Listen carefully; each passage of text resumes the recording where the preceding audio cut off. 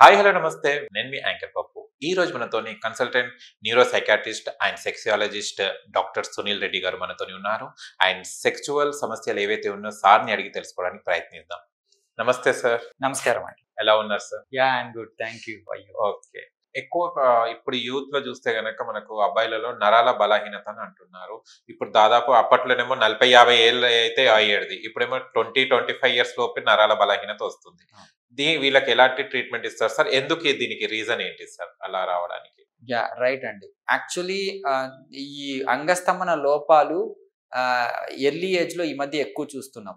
మామూలుగా పురుషునికి నిత్య యవ్వనం, నిత్య కళ్యాణం ఎందుకు అంటామంటే మనిషి చనిపోయేంత వరకు మనిషిలో అంగస్తంభన అనేది ఉంటుంది. అంటే 80 ఏళ్ళు 90 ఏళ్ళు కూడా సెక్స్ చేయగలరు, వాళ్ళకి అంగస్తంభనలు ఉంటాయి. కానీ ఈ ప్రస్తుతం ఉన్న ఈ యంగ్ ప్రపంచం అంటే మోడర్న్ యుగంలో ఏమవుతుందంటే ఈ అంగస్తంభన లోపాలు ఎర్లీగానే రావడం. 18 ఏళ్లకే వాళ్ళకి ముందు అంగస్తంభన ఉంటుంది, బట్ రాను రాను చిన్నగా అంగం స్తంభించడం, తగ్గిపోయి మెత్తగా ఉండటం, ఇబ్బంది పడుతుంటారు.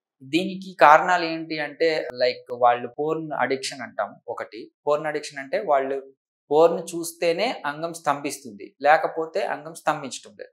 సో వాళ్ళు దానికి అడిక్ట్ అయిపోవటము. ఈ మోడర్న్ యుగంలో ఏంటి అంటే ఈ వయాగ్రాలు, మెడికేషన్ మీద ఆధారపడిపోవటము, stress, depression, mental health issues ఉండటము, వీటి వల్ల ఎక్కువగా వస్తుంది. అందుకనే వీళ్ళకి ఇది రెగ్యులర్ ఆర్గానిక్ సమస్య కాకుండా ఫంక్షనల్ సమస్య అంటారు.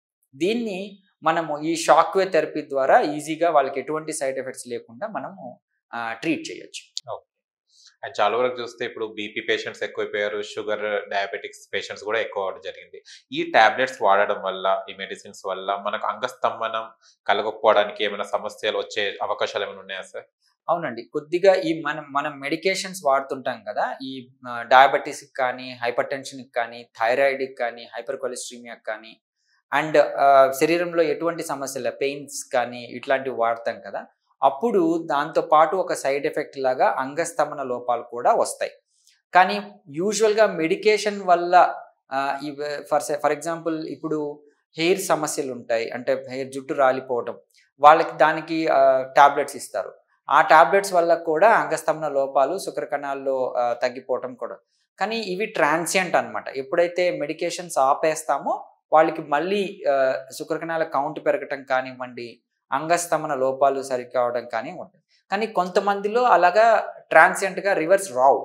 వాళ్ళకి సైడ్ ఎఫెక్ట్స్ లేకుండా, మనం ఎటువంటి మెడికేషన్స్ లేకుండా ఈ షాక్ వేవ్ థెరపీ ద్వారా వాళ్ళని ట్రీట్మెంట్ ఇచ్చేసి వాళ్ళు ముందు ఎలాగైతే ఎరెక్షన్స్ వచ్చి సెక్షువల్ యాక్ట్ని కంప్లీట్ చేసుకోగలరో అలాగా చేయవచ్చు. Okay sir, thank you so much sir. చాలా విషయాలు తెలుసుకున్నాం. అండ్ మరో వీడియోలో కలుసుకుందాం. Thank you sir.